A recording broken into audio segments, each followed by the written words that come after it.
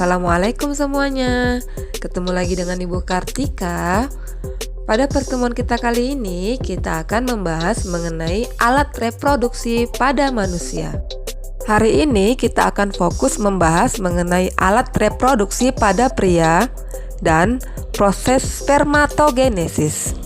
Tujuan pembelajaran kali ini, selain untuk memahami struktur dan fungsi sistem reproduksi pada manusia, kalian juga diharapkan bisa lebih sadar dan lebih mengerti bagaimana cara menjaga kebersihan alat reproduksi kalian. Alat reproduksi pada pria dapat dibedakan menjadi dua. Yang pertama, alat reproduksi luar, dan yang kedua, alat reproduksi dalam.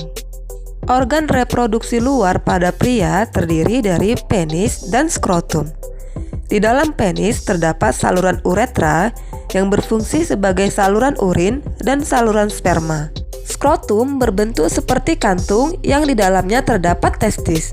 Skrotum berfungsi menjaga suhu testis agar sesuai untuk reproduksi sperma. Organ reproduksi dalam pria terdiri dari testis, epididymis, vas deferens, dan kelenjar reproduksi yang terdiri dari vaskula seminalis, kelenjar prostat, dan kelenjar Cooper atau bulbouretra. Kita bahas satu persatu ya fungsinya. Testis merupakan organ yang berfungsi untuk menghasilkan sperma dan hormon testosteron. Di dalam testis terdapat pembuluh-pembuluh halus yang disebut tubulus seminiferus. Hormon testosteron adalah senyawa yang dapat merangsang perubahan fisik pada pria, seperti membesarnya jakun dan tumbuhnya rambut pada tempat-tempat tertentu, misalnya kumis. Selanjutnya, epididymis. Pada setiap testis memiliki satu epididymis. Epididymis merupakan saluran yang keluar dari testis. Pada saluran ini, sperma disimpan sementara waktu sampai berkembang sempurna dan dapat bergerak menuju saluran berikutnya. Vas deferens. Vas deferens merupakan saluran yang menghubungkan epididymis dan uretra serta berfungsi sebagai saluran sperma menuju uretra. Selanjutnya kita akan bahas mengenai kelenjar reproduksi.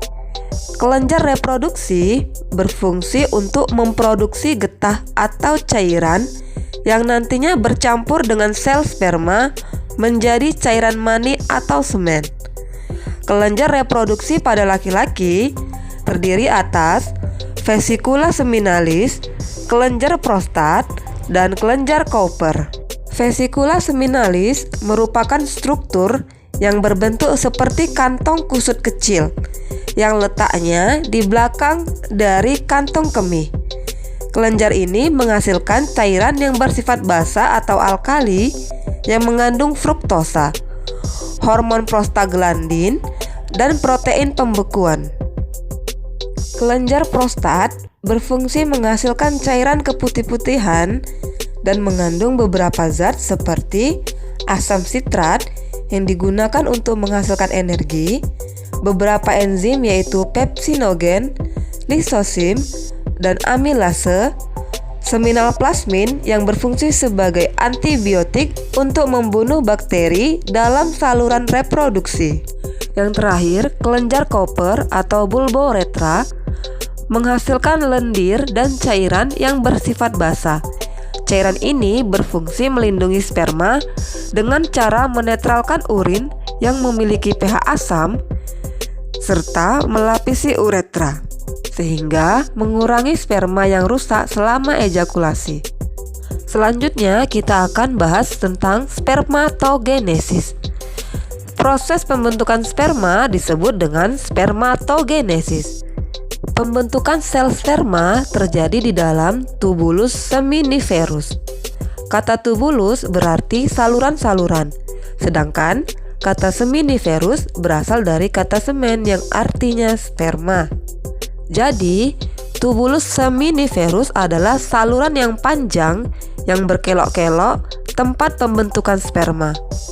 Kumpulan tubulus inilah sebenarnya struktur yang membentuk testis. Proses pembentukan sperma pada tubulus seminiferus terjadi secara bertahap. Sel induk sperma atau spermatogonium yang bersifat diploid atau 2N mengalami pembelahan secara mitosis membentuk spermatosit primer. Selanjutnya, spermatosit primer mengalami pembelahan meiosis tahap 1 atau meiosis 1 membentuk 2 spermatosit sekunder yang bersifat haploid atau N.